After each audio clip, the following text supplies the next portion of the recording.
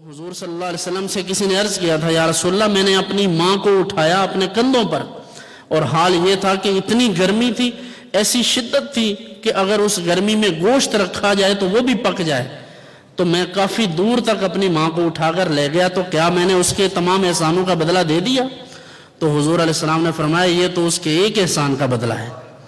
یہ کیسے ممکن ہے کہ انسان ان کے تمام احسانوں کا بدلہ دے لے؟ وہ جو مشقت، وہ جو 9 ماہ مشقت برداشت کرتی ہے، پھر اس کے بعد جو تربیت میں ایک ایک پل جو وہ اس کے ساتھ پریشان رہتی ہے، جب بچہ اٹھتا ہے رات کو، کتنے باپ ہیں جو بچوں کے ساتھ جاگتے ہیں، وہ ماں ہی ہے جو ہر وقت جاگتی ہے، اور یہ 24 گھنٹے کی ڈیوٹی ہے۔ آپ دیں کسی کو 50,000 روپے اور اسے کہیں 24 گھنٹے یہ ڈیوٹی کرے، کوئی بھی نہیں ڈیوٹی کرے گا، لیکن وہ ماں ہے جو بغیر کسی لالچ کے یہ ڈیوٹی کرتی ہے۔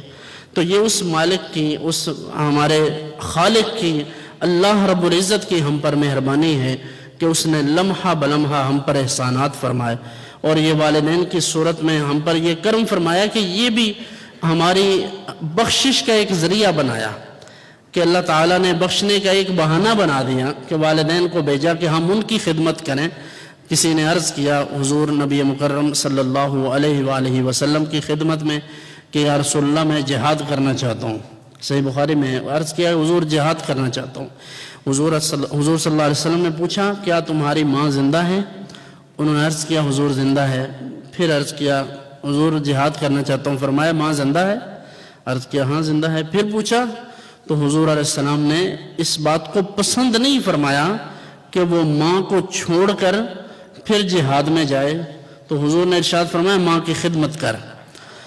تو وہاں آپ خیر التابعین کو دیکھیں، سیدنا اویس قرنی کو دیکھیں، حضور کی زیارت نہیں کر سکے ماں کی خدمت کی وجہ سے، اور اس میں کوئی شک نہیں ہے کہ زمانہ نبوی پایا ہے انہوں نے، لیکن حضور کی زیارت کے لیے صرف اس لیے نہیں گئے، تو حضور علیہ السلام نے ان پر جو مہربانی فرمائی، امت کے لیے دعا کا حکم فرمایا۔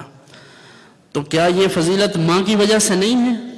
آج وہی ماں پاگل نظر آتی ہے، وہی باپ بے وقوف نظر آتا ہے۔